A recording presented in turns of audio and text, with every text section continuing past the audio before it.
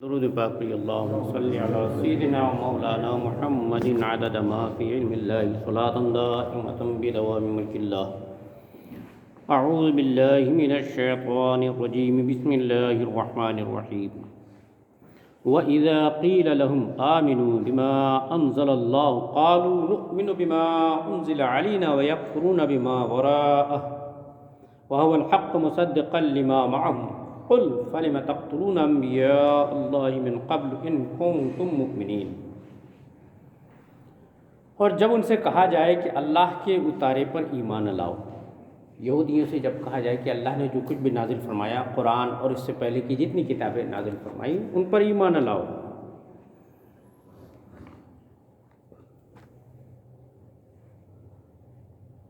تو کہتے ہیں وہ جو ہم پر اترا اس پر تو ایمان لائے ہوئے ہیں، یعنی توریت پر ایمان لانے کا دعویٰ رکھتے ہیں۔ یہودی کہتے ہیں جو ہم پر اترا اس پر تو ایمان لاتے ہیں، اور باقی کے منکر ہوتے ہیں، یعنی توریت کو تو ہم مانتے ہیں، توریت کے علاوہ کسی کتاب کو نہیں مانتے معاذ اللہ، باقی کے منکر ہوتے ہیں۔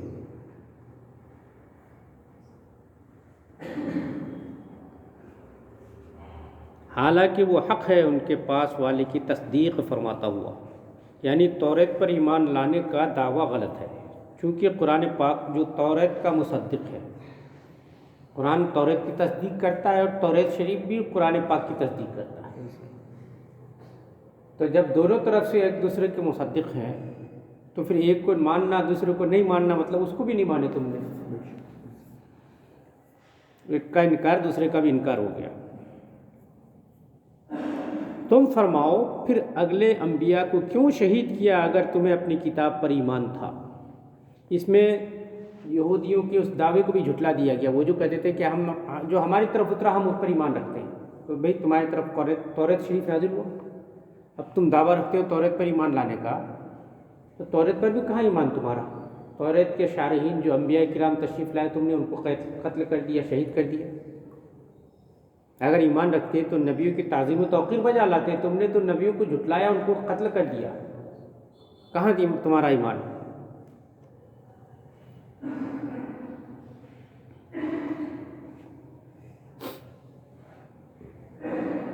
وَلَقَدْ جَاءَكُم مُوسَىٰ بِالْبَيِّنَاتِ ثُمَّ اتَّخَذْتُمُ الْعِجْلَ مِن بَعْدِهِ وَأَنتُمْ ظَالِمُونَ، اور بے شک تمہارے پاس موسیٰ کھلی نشانیاں لے کر تشریف لائے، پھر تم نے ان کے بعد جب وہ توریت طور پر تشریف لے گئے، موسیٰ علیہ الصلوۃ والتسلیم تمہاری مانگ کے حساب سے کتاب لے کے آ، جب آپ کتاب لینے گئے تھے تم نے بچڑے کو پوجنا شروع کر دیا، کہاں تمہارا اپنی کتاب پر بھی ایمان کہاں ہے؟ اس میں بھی تو جھوٹے ہو۔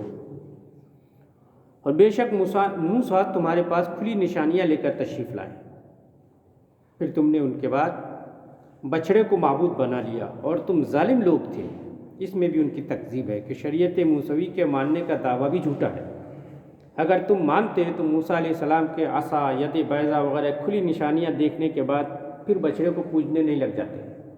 اگر تم پوجنے لگ گئے اس کا مطلب ہے کہ تم نے موسیٰ کی کتاب پر بھی ایمان نہیں رکھا۔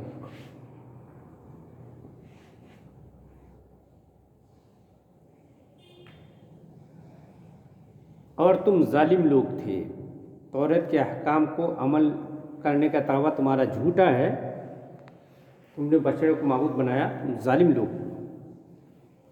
وَإِذْ أَخَذْنَا مِيثَاقَكُمْ وَرَفَعْنَا فَوْقَكُمُ الطُّورَ خُذُوا مَا آتَيْنَاكُمْ بِقُوَّةٍ وَاسْمَعُوا قَالُوا سَمِعْنَا وَعَصَيْنَا وَأُشْرِبُوا فِي قُلُوبِهِمُ الْعِجْلَ بِكُفْرِهِمْ قُلْ بِئْسَ مَا يَأْمُرُكُمْ بِهِ إِيمَانُكُمْ إِن كُنتُم مُّؤْمِنِينَ۔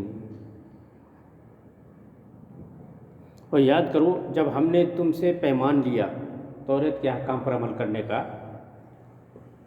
اور کوہ طور کو تمہارے سروں پر بلند کیا، ہم نے کہا لو جو ہم تمہیں دیتے ہیں زور سے اور سنو۔ اس وقت یہودی کیا بولے ہم نے سنا اور نہیں مانا۔ کتنی ڈھیٹ قوم تھی، کہتے تھے ہم نے سنا لیکن مانیں گے نہیں، ہم نے سنا اور نہیں مانا، ایسا بولے، اور ان کے دلوں میں بچھڑا رچ بس رہا تھا ان کے کفر کے سبب۔ اب یہ حضور سے خطاب اللہ فرما رہا ہے محبوب ان سے کہو تم فرماؤ کیسا برا حکم کرتا ہے تم کو تمہارا ایمان اگر ایمان رکھتے ہو۔ اس میں بھی ان کے دعوی ایمان کی تکذیب ہے۔ یعنی تم ایمان کا دعویٰ کرتے ہو تو ایمان کا یہی تقاضا ہے کہ بچڑے کو پوجنے لگ گئے. تمہاری کتاب میں بھی تو توحید کی دعوت دی گئی تھی، توحید پر ایمان لانے کا کہا گیا تھا. اگر تم ایمان رکھتے تو بچڑے کو کیوں معبود بنا ڈالے؟ قل ان كانت لكم الدار الآخرة عند الله خالصة من دون الناس فتمنوا الموت ان كنتم صادقين. اس سے پہلے بھی ایک بات گزر چکی ہے کہ یہودی یہ دعویٰ کرتے تھے کہ ہم جہنم میں تھوڑی جائیں گے، گئے بھی تو 40 دن کے بعد نکل آئیں گے، ہمارے لیے تو جنت ہی جنت ہے. ایک جگہ ان کا دعویٰ یہ منقول ہے کہ وہ صرف 6 دن جہنم میں جلنے کی بات کہتے ہیں اور پھر شنیچر آ جائے گا تو چھٹی ہو جائے گی. میں 6 ہی دن جہنم میں جلیں گے، اس کے علاوہ پھر وہ جنت میں آ جائیں گے. اللہ فرما رہا ہے تم فرماؤ اگر پچھلا گھر اللہ کے نزدیک خالص تمہارے لیے ہو، اوروں کے لیے نہیں، تو بھلا موت کی آرزو تو کرو اگر سچے ہو. یعنی اگر تم کو یہ لگتا ہے کہ تم صرف جنت کے حقدار تم ہی ہو، تمہارے لیے جنت ہے، تو جنت کی عظیم نعمتوں کو چھوڑ کر دنیا کی مصیبتوں میں فتنہ فساد میں کیوں پڑے ہوئے ہو؟ موت کی تمنا کرو، جاؤ سیدھے اس عظیم نعمت کی طرف. تم تو کہتے ہو نا ہمارے لیے ہے، تو تمہارے لیے ہے تو جاؤ، مرو اور جاؤ جنت میں چلے جاؤ، کیوں دنیا کی مصیبتوں میں الجھے پڑے ہوئے ہو؟ یہودیوں کے باطل دعووں میں سے ایک دعویٰ تھا خاص جنت جو ہے نا خاص انہی کے لیے ہے. اس دعوے کو اللہ تعالیٰ رد فرماتا ہے کہ اگر تمہارے گمان کے مطابق جنت تمہارے لیے خاص ہے اور آخرت کی طرف سے تمہیں پورا اطمینان حاصل ہے، کوئی عمل کی حاجت نہیں ہے، تو جنتی نعمتوں کے مقابلہ میں دنیا کی مصیبتیں کیوں برداشت کرتے ہو؟ موت کی تمنا کرو. تمہارے دعویٰ کے حساب سے موت تو تمہارے لیے آسانی اور راحت کا سبب ہے، کیونکہ مرے اور جنت میں گئے، تو پھر تمنا کرو موت کی.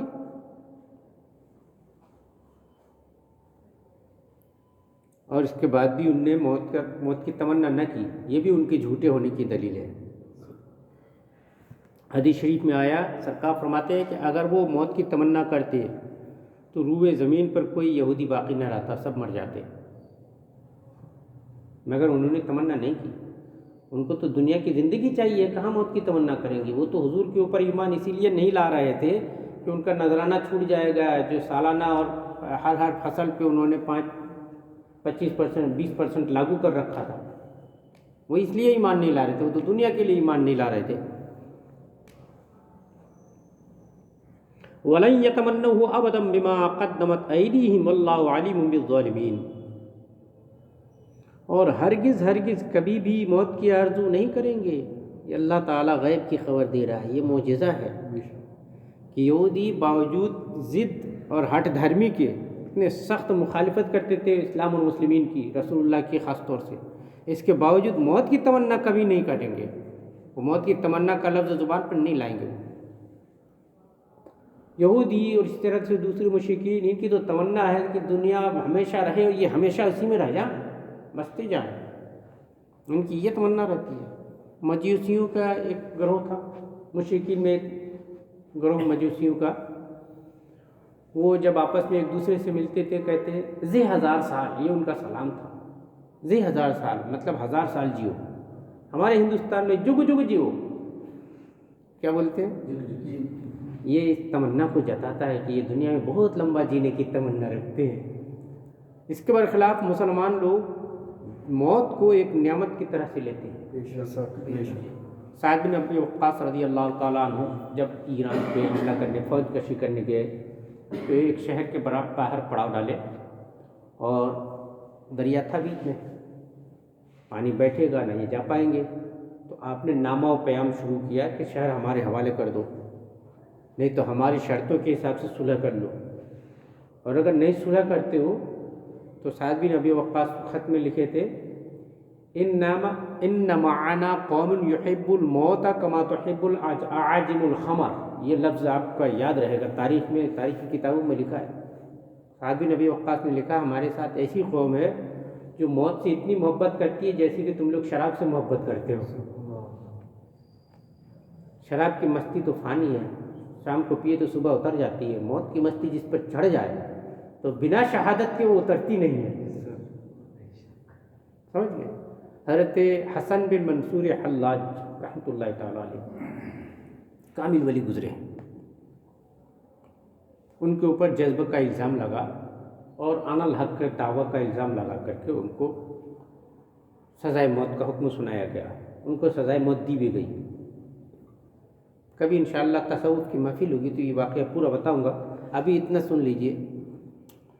انہوں نے ایک تھوڑا سا بچا ہوا عشق الہی کا شربت پی لیا تھا، تو ان کو کائنات کی ہر چیز سے یہ آواز سنائی پڑتی تھی، کون اس کا زیادہ حقدار ہے کہ اللہ کی راہ میں قتل کیا جائے۔ تو وہ ہر چیز کو یہ جواب دیتے ہوئے کہتے تھے انا الاحق، میں زیادہ حقدار ہوں کہ اللہ کی راہ میں قتل کیا جاؤں۔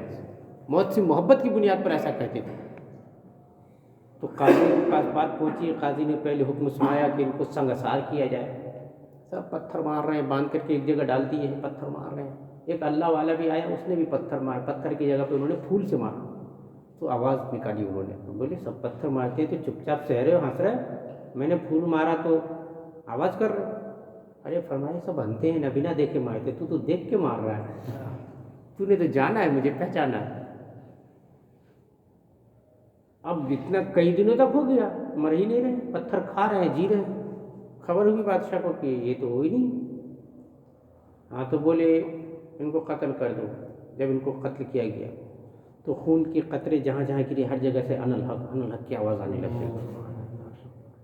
اب ان لوگوں کو لگا کہ اب یہ تو بات بڑھتی جا رہی ہے، اب بادشاہ سنے گا تو قاضی صاحب کو بھی، ہم لوگوں کو بھی سزا دے ڈالے گا بادشاہ۔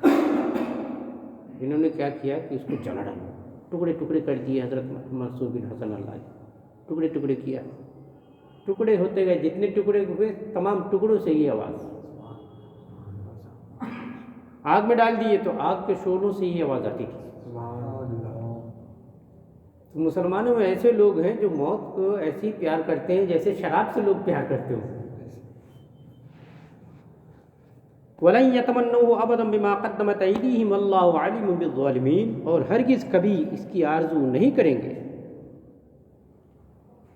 ان بدعمالیوں کے سبب جو آگے کر چکے ہیں، جیسے حضور کا انکار کرنا، توریت شریف میں تحریف و تبدیل وغیرہ کرنا، یہ سب یہودی کر چکے ہیں۔ تو اب موت کی تمنا کیسے کریں گے؟ ان کو پتہ ہے نا، جان بوجھ کے ہم نے یہ سب انکار کیا ہے تو ان کی سزا تو بھگتنا پڑے گی، مریں گے تو اور سزا پہ پڑیں گے۔ وہ منہ سے دعویٰ کرنے کی بات الگ تھی، وہ کہتے تھے جنت ہمارے لیے خاص ہے، لیکن ان کو پتہ تھا نا کہ جہنم میں جانا ہے، سزا بھگتنا پڑے گی، اس لیے موت کی تمنا نہیں کرتے۔ یہاں سے ہمارے بزرگوں نے ایک مسئلہ اخذ فرمایا، اور حقانیت کے ساتھ ہے یہ مسئلہ۔ جو نیک عبادت گزار پرہیزگار انسان کو موت آنے لگتی ہے نا، اللہ کے دوستوں کو، ولیوں کو، تو مسکراتا ہوا جاتا ہے، کیونکہ اس کو اس بات کا اطمینان ہوتا ہے کہ میں نے اللہ کی نافرمانیاں نہیں کی، جو کچھ کیا اللہ کی رضا کے لیے کیا ہے، اب ان زندگی بھر کی محنت کا پھل ملنے والا ہے نا۔ مہینہ بھر محنت کر کے تنخواہ والے دن کیسا خوشی ملتی ہے، آج ملنا ہے اپنے کو، ویسے خوشی ملتی ہے۔ یہاں تو پوری زندگی کی تنخواہ اکٹھے ملنے والی ہے۔ اور جو گنہگار فاسق و فاجر لوگ ہوتے ہیں، کفار ہوتے ہیں، ان کو دھکا صدمہ لگا ہوتا ہے کہ ارے باپ رے، مرے اور گئے گڈھے میں، سزا شروع ہو گئی۔ ان کو وہاں پہ خدشہ لاحق ہوتا ہے، اس لیے ان کو موت سے دہشت ہوتی ہے۔ الگ الگ حالات ہوتے ہیں۔ شیخ سعدی شیرازی رحمۃ اللہ تعالیٰ علیہ نے ایک شعر میں کہا ہے، نشان مرد مومن بات گویم، چمرگ آیدش تبسم بر لب اوست۔ مرد مومن کی نشانی تجھ کو بتاتا ہوں، جب اسے موت آنے لگتی ہے تو مسکراتا ہوا جاتا ہے، یہ مرد مومن کی علامت ہے۔ اور کفار اور گناہ گار کا حال یہ ہوتا ہے کہ موت کے نام سے ہی گھبرا جاتے ہیں۔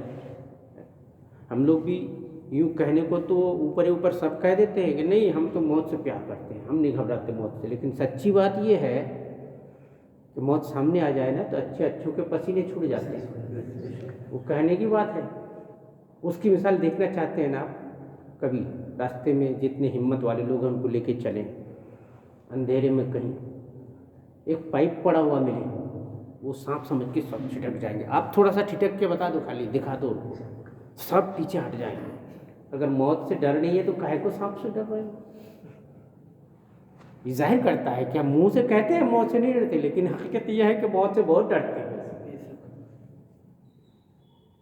ایک جگہ میں تقریر کرنے گیا تھا، تندوا بملی میں، اور 40ویں کی محفل تھی، میرا ایک شاگرد تھا حافظ شاہد نام سے، اس کا انتقال ہو گیا اچانک میں، تو اس کے باپ نے بلایا تھا، تو گیا تھا 40ویں میں، تو تقریر کر رہا تھا، تو ایسی باتوں باتوں میں نے کہا موت سے کتنے لوگ ڈرتے ہیں، کیونکہ میرے سے پہلے جو مولانا صاحب نے تقریر کیا تھا نا، انہوں نے یہی بات کہا تھا موت تو مومن کے لیے تحفہ ہے وغیرہ وغیرہ، تو سب موت کی تمنا، جیسے ایسا لگتا ہے پکے ایمان والے ہو گئے ایک تقریر سن کے۔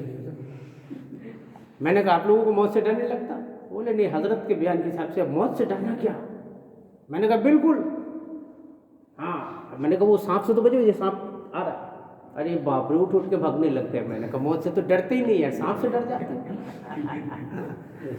یہ دعویٰ منہ سے کہنا الگ رہتا ہے، لیکن دل میں موت اس زبردست چیز کا نام ہے، سمجھ گئے؟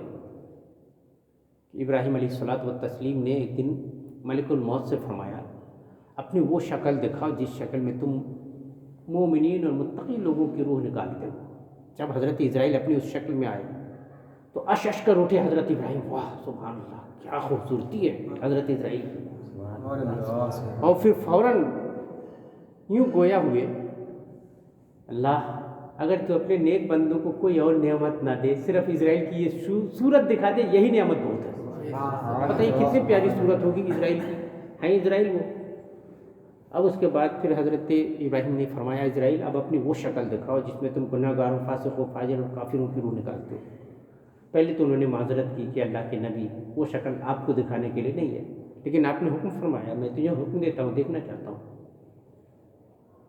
جب اس شکل میں آئے فغشا علی ابراہیم کا لفظ آیا، ابراہیم علیہ السلام غش کھا کے گر پڑے، غشی آ گئی ان کو جب وہ شکل دیکھے۔ تو ابراہیم جو اللہ کے دوست ہیں، خلیل اللہ ہیں، ان کا حال یہ ہوا کہ موت کے فرشتے کو جب اس شکل میں دیکھے تو ان پر غشی آ گئی، تو باقی لوگوں کا کیا حال ہوتا ہوگا، ہے نا؟ لوگ سمجھتے ہیں موت آسان چیز ہے، موت آسان ہے مگر جس کے لیے اللہ آسان فرمائے۔ اسی لیے سب سے بہترین موت شہادت کی موت کو کہا جاتا ہے۔ کیوں؟ اسی لیے کہا جاتا ہے کہ تکلیفوں کا سامنا نہیں کرنا پڑتا، عشق الہی میں ضرب لگی، چوٹ کھائے، جسم نے ساتھ چھوڑ دیا، اور روح کو تو خوشی مل رہی ہے کہ ہم اللہ کی راہ میں وفا کرتے ہوئے جا رہے ہیں، روح تو خوش ہے، تو بڑی آسانی کے ساتھ ان کی روح نکلتی ہے، خوش ہوتے ہوئے جاتے ہیں۔ جسم کے ساتھ تھا نا جو کچھ تھا، اس کو تو چھوڑ رہے ہیں، ہے نا؟ جسم نے ساتھ چھوڑا، روح نکلی اور مزے کے ساتھ گئے۔ اسی لیے قیامت کے دن حدیث پاک میں آیا ہے کہ شہیدوں کو اللہ فرمائے گا کوئی تمنا باقی رہ گئی، تو شہید کہیں گے میں چاہتا ہوں کہ تیری راہ میں لڑتے ہوئے شہید کیا جاؤں، پھر زندہ کیا جاؤں، پھر شہید کیا جاؤں، پھر زندہ کیا جاؤں، پھر شہید کیا جاؤں۔ یعنی شہادت میں اتنا مزہ ہے۔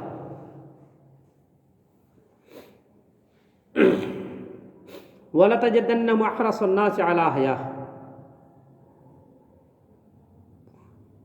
وَمِنَ الَّذِينَ أَشْرَكُوا يَوَدُّ أَحَدُهُمْ لَوْ يُعَمَّرُ أَلْفَ سَنَةٍ وَمَا هُوَ بِمُزَحْزِحِهِ مِنَ الْعَذَابِ أَن يُعَمَّرَ وَاللَّهُ بَصِيرٌ بِمَا يَعْمَلُونَ۔ اور بے شک تم ضرور انہیں پاؤ گے سب لوگوں سے زیادہ جینے کی ہوس رکھتے ہیں، سب سے زیادہ جینے کی ہوس رکھتے ہیں یہودی، اور مشرکوں میں سے ایک گروہ کی یہ تمنا ہے کہ کہیں وہ 1000 سال جیے، یہ ان کی تمنا ہے۔ اسی لیے سلام میں کہتے ہیں زے 1000 سال، ہمارے ہندوستان میں کہتے ہیں جگ جگ جیو، یعنی زمانہ زمانہ جینے کی دعائیں دیتے ہیں۔ اتنی لمبی لمبی ان کی تمنا ہے، یہ اپنی تمنا کا اشارہ ہے نا، اتنا لمبا جینا چاہتے ہیں، دنیا سے ایسی محبت ہے۔ اور وہ اسے عذاب سے دور نہ کرے گا اتنی عمر دیا جانا، اور اللہ ان کے کرتوت دیکھ رہا ہے۔ اچھا، لمبی عمر کی تمنا کرنا، اچھا اسلام میں کیا ہے؟ اب جب ایسی بات ہے تو کیا موت کی تمنا کرنا چاہیے؟ حدیث پاک میں آیا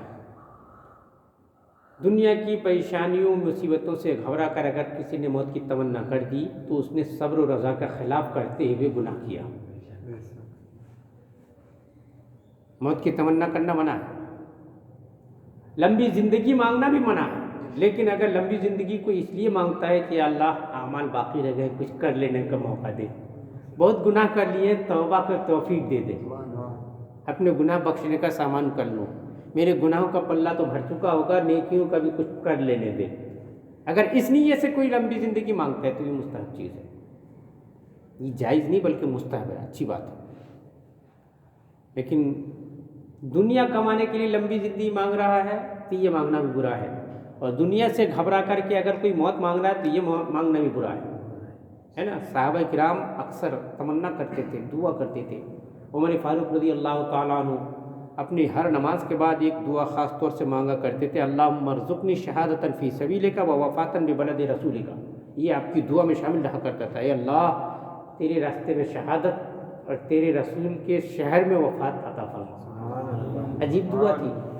مدینہ تو دارالاسلام بن چکا حضور کے زمانے میں ہی، اب وہاں کیسے شہادت نصیب ہوئی؟ کون جنگ کرنے والا مدینہ میں؟ کس کی ہمت تھی مدینہ کے اوپر چڑھائی کرنے کی؟ مگر آپ کی دعا بڑی عجیب تھی، اور اللہ پاک کو آپ کی اسی عجیب دعا کو قبول کرنا تھا، سمجھیے۔ تو وہ خاص لوگ ہیں۔ عمر تو وہ عمر ہے کہ سرکار نے ارشاد فرمایا عمر تو جو چاہتا ہے اللہ پاک ویسے ہی حکم نازل فرما دیتا ہے۔ اس لیے حضرت عمر کا خطاب ہے الموافق رأیہ بالوحی والکتاب عمر ابن الخطاب، یعنی جن کی رائے وحی اور کتاب کے موافق ہوتی ہے وہ ہے عمر ابن خطاب۔ تو صحابہ میں اکثر کا حال یہ تھا، وہ شہادت کی تمنا کرتے تھے، دعا مانگا کرتے تھے شہادت کی۔ رسول اللہ کے شہر میں وفات بہت بڑی نعمت ہے، لیکن یہ حضرات عام طور پر دعا میں شامل رکھتے تھے اللہ کی راہ میں شہادت کی، موت کی تمنا ہے یہاں تو یہ شہادت مطلب موت کی تو تمنا ہی ہے نا۔ یہ اور بات ہے کہ موت میں سے اعلیٰ موت کی تمنا کیا ان حضرات نے۔ تو اسلام میں یہ برا نہیں ہے، یہ اچھا ہے، یہ صحابہ کرام کا سنت کا طریقہ ہے۔ لیکن یوں دنیا سے گھبرا کے یا دنیا کی پریشانیوں سے تنگ آ کر کے موت کی تمنا کرنا یہ صبر و رضا کے خلاف ہے، کیونکہ ہم کو جہاں موت حقیقت ہے یہ اللہ نے بتائی ہے، وہاں یہ بھی ہم کو اچھی طرح سے سمجھا دیا ہے کہ مصیبتوں پر صبر کرنا، اللہ کے قضا پر راضی ہونا، یہ بھی ہمارے اوپر لازم ہے نا۔ تو اگر پریشانی آئی ہے تو اللہ نے پریشانی دیا ہے، راضی رہو۔ اللہ کو پسند ہے تو ہمیں کیوں پسند نہیں ہے؟ ہم دنیا کے تھوڑے بہت کمی بیشی اونچ نیچ پہ ذرا سی تکلیف میں گھبرا جاتے ہیں، ہے نا۔ صبر دیکھنا ہے، ایوب علیہ الصلوۃ والتسلیم کو دیکھیے، ہے نا، 32 سال تک پریشان رہے، کچھ روایت کے مطابق 17 سال تک آپ اپنے اس مرض میں پریشان رہے۔ 17 سال معمولی ہوتے ہیں؟ بستی والوں نے گھر سے نکال دیا، بستی سے نکال دیا، آپ کی ایک زوجہ ساتھ میں رہی، پورے بدن میں آ گئے تھے کیڑے۔ حضرت ایوب علیہ السلام اس حالت میں بھی اللہ کی عبادت میں مصروف رہا کرتے تھے۔ ایک مرتبہ ناراض ہوئے اپنی زوجہ پر، وہ بھی ابلیس چکر میں آ گئی تھی۔ ویسا ہوا آپ کی زوجہ بستی میں جاتی تھی، کچھ کام گھروں میں کر کے اپنے لیے اور حضرت کے لیے کھانا لے کر کے آتی تھی، جنگل میں پڑے رہتے تھے آپ۔ ایک دن گئی تو شیطان نے سوچا کہ یار ان کو کس طرح ورگلا دوں۔ پہلے تو جا کر کے اس نے کیا ورگلایا، ان کو ورگلایا کہ اتنا محنت کر کے دوسروں کے یہاں سے کما کے لے جاتے ہو، پیٹ بھر تمہارا بھی نہیں ہوتا، تمہارے شوہر کا بھی نہیں ہوتا، اگر تم کو میں اکٹھے کھانا دے دوں اتنا کہ تم پیٹ بھر کھاؤ، تمہارے شوہر کو بھی کھلاؤ، ان کی صحت بھی اچھی ہو جائے گی، بیماری دور ہو جائے گی، کیسے دے سکتے ہو؟ اس نے کہا کہ ایسا ہے، اپنے بال بیچ دیے، میرے پاس بال کاٹ کے بیچ دیے۔ آپ کی زوجہ نے فرمایا نہیں، ہمارا رزق دینے والا اللہ ہے، ہم اپنے جسم کو بیچ کے رزق نہیں حاصل کرتے۔ اسی سے ہمارے بزرگوں نے مسئلہ نکالا ہے، سمجھ گئے؟ آج خواتین بال نکلتے اٹھا کے رکھ دیتی ہیں، بکتا ہے بال، ہے نا، حرام ہے یہ۔ چند روپیوں کے لیے، چند سکوں کے لیے ایمانی سودا نہیں ہونا چاہیے۔ اب وہ تو وہاں سے خائب و خاسر ہو گیا کہ نبی کی زوجہ تھی، ان سے کہاں پھر سکتا۔ آخر میں وہ جن کے یہاں کام کرنے جاتی تھی، اس ایک خاتون کو اس نے ورگلا لیا، ابلیس نے کہا کہ تمہیں پتہ نہیں ہے ان کے بال کتنے خوبصورت ہیں؟ ہم لوگ خوبصورت تو ہیں، بولے ان کے بال میں بہت کمالات ہیں۔ بستی والوں نے ان کو شہر سے نکال دیا، جس دن یہ شہر میں بس گئے، ان کے بالوں میں ایسی برکت ہے، جہاں رکھ دیں گے دولت آنی ہے، یہ وہ دنیا برکت آنی۔ وہ پیچھے پڑ گئی کہ میں تو بال کاٹوں گی، ایسے نہیں کاٹنے دیے تو الزام لگا دیے، الزام لگا کے بستی والوں سے مل کے بال کاٹ لیے۔ اب جب گئی تو حضرت ایوب علیہ السلام سخت ناراض، کھانا وانا ان کے لیے لے کے گئی، اور سخت ناراض کیوں ہوئے کہ حضرت ایوب علیہ السلام چونکہ کافی دنوں سے بیمار تھے، اٹھ بیٹھ نہیں پاتے تھے، یہ بازو میں کھڑی رہتی تھی آپ کی زوجہ، آپ کے بال پکڑ پکڑ کے آپ اٹھتے بیٹھتے تھے نماز پڑھنے کو۔ حضرت ایوب جو ہے نا نماز پڑھنے کو اٹھتے بیٹھتے تھے تو بال پکڑ کے، زوجہ کے بال پکڑ کے اٹھنا بیٹھنا ہوتا تھا۔ اب وہ تم نے کٹوا دی، کیا پکڑ کے اٹھیں گے؟ آپ کہو گے بدن پہ ہاتھ رکھ کے، تو مرد اور عورت اس کا خیال رکھیے گا، سمجھ گئے؟ عورت کے بدن پہ ہاتھ رکھ کے نہیں اٹھ سکتے نماز میں، باقی بیٹا ہے، بھائی ہے، کوئی ہے، تو کوئی مرد ہے اس کے بدن پہ ہاتھ رکھ کے سہارا لے کے اٹھ بیٹھ سکتے ہیں، شریعت میں اس کی اجازت ہے۔ وہ بال تھا، بال پکڑ کے آپ اٹھتے بیٹھتے تھے تو انہوں نے کٹوا دیا، بہت صدمہ ہوا۔ اس وقت آپ نے دعا مانگی، اے اللہ اب تو یہ بیماری مجھے تکلیف دینے لگی ہے۔ کیوں تکلیف دینے لگی؟ بیماری سے گھبرا گیا نہیں، عبادت بھی نہیں کر پاتا اپنے بدن سے، اتنی طاقت نہیں رہی۔ یا اللہ کم سے کم اب عبادت کی تو مہلت دے، زندگی جتنی لکھی ہے اتنی تو جیوں گا، تیری بارگاہ میں کھڑا نہیں ہو پاتا ہوں، قانت نہیں ہو پاتا ہوں، ادب سے کھڑا نہیں ہو پاتا ہوں۔ پروردگار رب انی مسنی الضر، آپ نے کہا تھا اے اللہ اب مجھے تکلیف ہونے لگی ہے۔ بیماری سے تکلیف نہیں ہونے لگی، بیماری کا حال یہ تھا کہ کیڑے گر جاتے تھے تو اٹھا کے پھر رکھ لیتے تھے کہ تیری خوراک کیا ہے، سوکھی ریت میں گر رہا ہے، مر جائے گا تو۔ لیکن تکلیف اس کی ہونے لگی کہ عبادت نہیں کر پا رہا ہوں، تب اللہ تبارک و تعالیٰ نے فرمایا کہ اپنی قسم پوری کر لے اور یہاں پہ مار۔ قسم پوری کی تھی آپ، کیونکہ بال کٹوا کے آئی تھی، سمجھ گئے؟ تو آپ نے قسم کھائی تھی کہ 100 چھڑی ماروں گا 100 ماروں گا، تو اللہ نے ان پہ کفارہ ادا کرنے کے لیے حکم فرمایا کیسا کرے، قسم کو کیسا توڑو گے؟ تو اللہ نے راستہ دیا کہ دیغ سے لو، میں نے جھاڑو سیکے والی 100 لکڑیاں ہیں اس میں، ایک مار دو، 100 ہو گیا، مار دیا۔ پھر آپ نے وہیں پہ ایڑی سے کچھ کہتے ہیں ناخن سے ایک کنواں کھودا، وہاں سے پانی نکلا، آپ نے اس میں غسل فرمایا، صحت مند ہو گئے، وہی پانی پیا۔ کہتے ہیں کہ آج بھی وہ کنواں موجود ہے، ایوب علیہ الصلوۃ والتسلیم نے جس کنواں کو کھودا تھا، پانی نکالا تھا، پیا تھا، وہ کنواں آج بھی موجود ہے، اس کا پانی آج بھی شفا بخش، نبی کی برکت ہے نا۔ بہرحال تو بات دوسری طرف چلے گئی، بات یہاں تھی کہ موت کی تمنا کرنا دنیا سے گھبرا کر اگر ہے تو برا ہے، لیکن اللہ سے ملنے کی تمنا میں ہے نا۔ آصف غازی پوری نے جیسا کہا، آج تو کفن میں پھولے نہ سمائیں گے آسی، گور کی رات ہے محبوب سے ملاقات کی رات، کہ یہاں ٹھہرا ہے مرنے پہ، یہاں مرنے پہ ٹھہرا ہے، زیارت کے لیے نا، کہ مریں گے تبھی آپ کی زیارت ہوگی، تو یا اللہ یا رسول موت ہی آ جائے، ہم کم سے کم اپنے رسول کو دیکھ تو لیں، سمجھ گئے نا؟ تو اس حساب سے اگر تمنا ہے تو جائز بات ہے، اچھی چیز ہے، یہ تو صحابہ نے بھی کیا، لیکن دنیا سے گھبرا کے موت کی تمنا کرنا یہ برا ہے، لیکن لمبی زندگی مانگنا بھی برا ہے۔ ہاں اگر طاعت اور عبادات کے لیے لمبی زندگی مانگ رہا، جیسے آ گئے ہم ابھی رجب شریف گزر رہا ہے، رجب شریف آ رہا ہے، تو تمنا کرے اللہ یہ رمضان بھی ہم کو عطا فرما دے، کچھ کرنا ہے کر لیں، یہ تمنا برا نہیں ہے، کیونکہ نیکی کے ساتھ لگا ہے، نیت کے اوپر یہ بات آتی ہے کہاں، انما الاعمال بالنیات، عمل کا دار و مدار نیتوں کے اوپر ہے، نیت اچھی ہے تو وہ تمنا بھی اچھی، نیت بری ہے تو تمنا بری۔